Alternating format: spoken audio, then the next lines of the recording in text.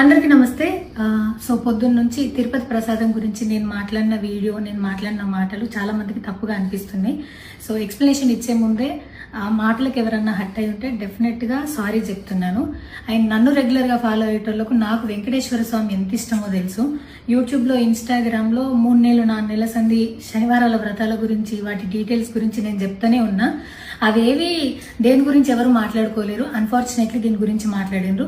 ఏదైనా సరే తప్పు జరిగింది నా సైడ్ నుంచి. నా మాటలు తప్పుగా ఉన్నాయి తప్పితే నా ఇంటెన్షన్ అది కాదు.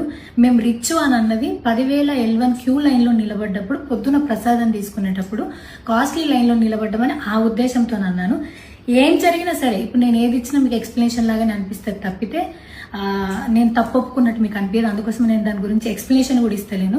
తప్పైతే నా సైడ్ నుంచి జరిగింది అండ్ నా తమ్ముడు సోను తరపు నుంచి కూడా జరిగింది. తను అవైలబుల్లో లేడు. తన తరపున, నా తరపున అందరికీ సారీ చెప్తున్నా. సో నా ఇంట్లో వెంకటేశ్వర స్వామి, నా చేతి మీద వెంకటేశ్వర స్వామి